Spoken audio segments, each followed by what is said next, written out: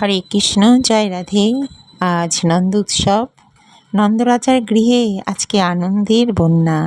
তাদের বহু বছর কোনো সন্তানাদি ছিল না, তাই বহু বছর বাদে তারা তাদের ছোট্ট কৃষ্ণকে পেয়ে মহা খুশি। নন্দরাজার বাড়িতে আজকে নানান উৎসব, নানান খাবার দাবার তৈরি এবং সারা রাজ্যবাসী নিমন্ত্রিত। আজ সমস্ত সাধু বৈষ্ণব ব্রাহ্মণ সকলেই আজ নিমন্ত্রিত।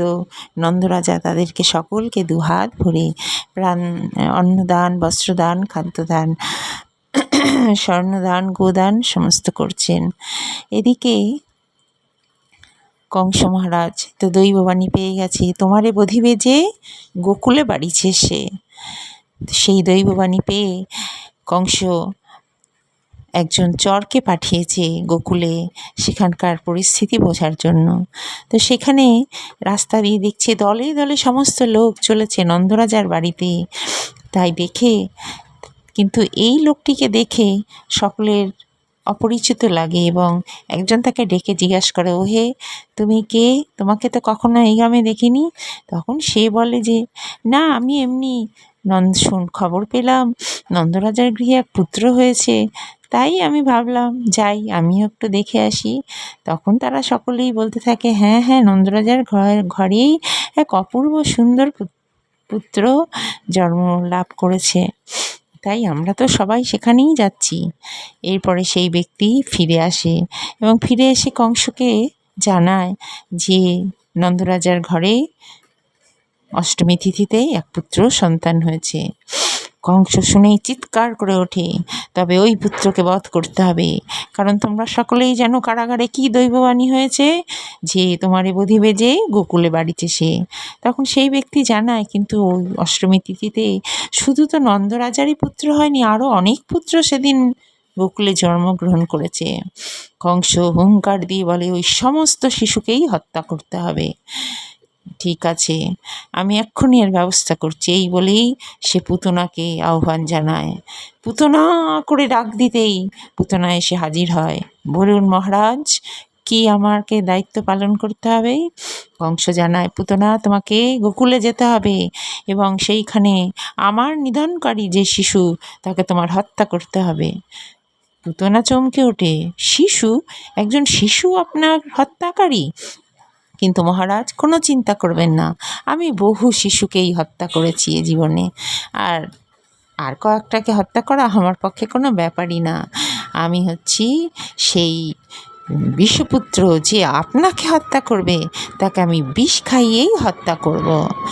ঠিক কংস জানায়, ঠিক আছে পুতনা, তবে আর দেরি করো না, তুমি অতি শীঘ্রই সেখানে গমন করো।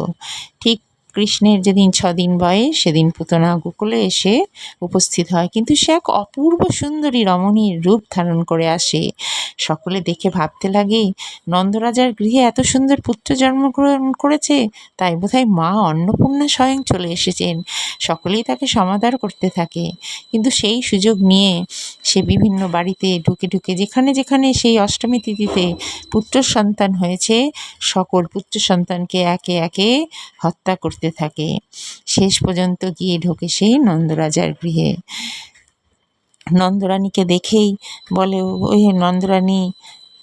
নন্দরানীকে দেখতে পেয়েই বলে, ওহে নন্দরানী, শুনলাম তোমার এক পুত্র জন্ম হয়েছে, তো সেই পুত্রকে আমায় একবার দেখাও। তখন নন্দরানী জানতে চায়, কে তুমি গো বাছা?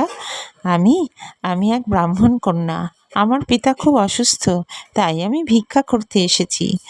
তখন নন্দরানী জানায়, ঠিক আছে তুমি দাঁড়াও, আমি এক্ষুনি তোমার জন্য সিধে সাজিয়ে আনছি। না না নন্দরানী, সিধে পরে হবে, আগে তোমার পুত্রকে দেখাও, তোমার পুত্রকে দেখে আমি আমার দৃষ্টি সার্থক করি, আমার নয়ন সার্থক করি। নন্দরানী সরলমণি কৃষ্ণকে নিয়ে আসে।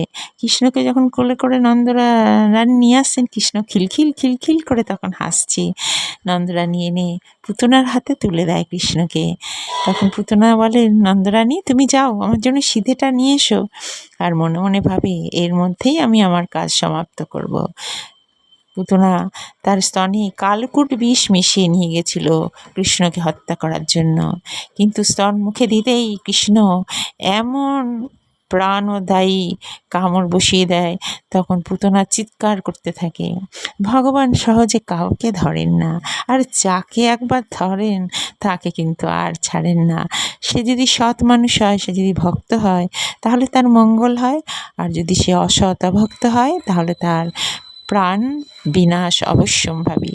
পুতনা পরিত্রাহী চিৎকার করতে থাকে, ছাড় ছাড় বলে, কিন্তু এই যে বললাম ভগবান যাকে একবার ধরেন তাকে আর ছাড়েন না।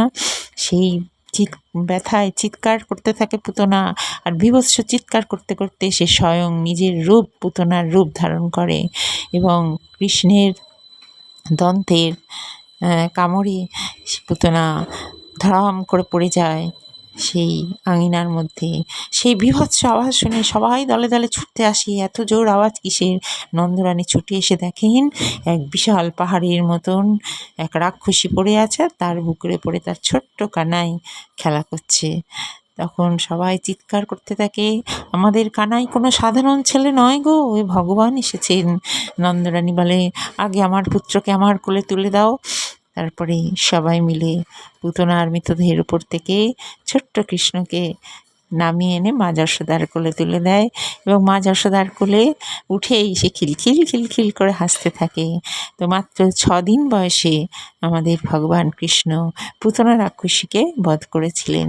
তো আজকে এই নন্দ উৎসবের দিনেই পুতনা বধ কাহিনী শোনালাম তোমাদের। সবাই মিলে আজ নন্দ উৎসব করো বাড়িতে, সবাই আনন্দে মাতোয়ারা হয়ে ওঠো, আমাদের ভগবানকে আনন্দ দান করো, তোমরা নিজেরাও সবাই আনন্দে থাকো, সবাই সুস্থ থাকো, ভালো থাকো, মহা আনন্দ করো। হরে কৃষ্ণ, জয় রাধে।